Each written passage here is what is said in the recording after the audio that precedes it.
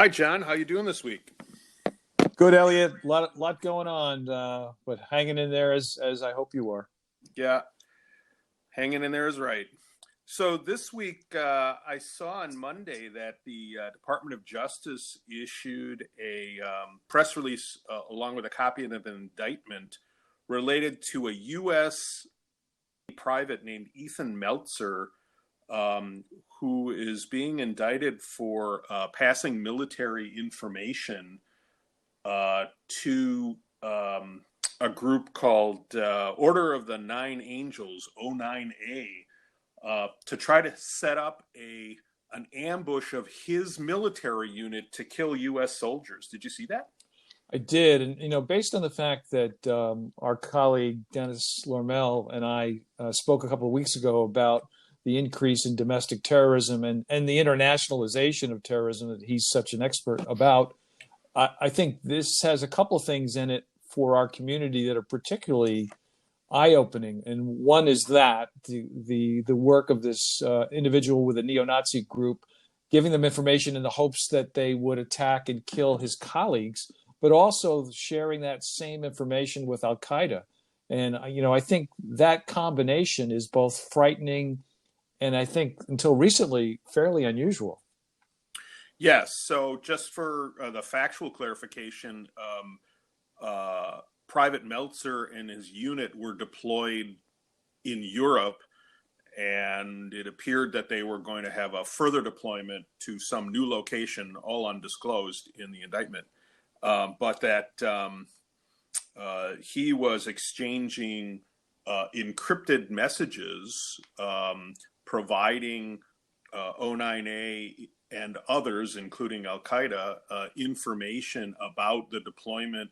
The plan being apparently that once they were actually on site at the new location, he would disclose that. And he appeared to plan to, he seemed to recognize that what he was proposing would wipe out the unit, including himself. Right, and just a quick one. It's the nine angles.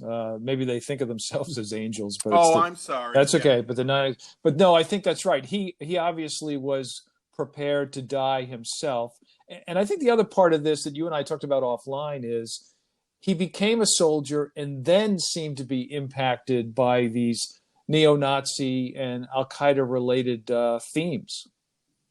Yes. Yeah. According to the indictment, that occurred after he joined the military. So don't know that there's a dot to connect there, but it was interesting to me that you would choose to join the military and then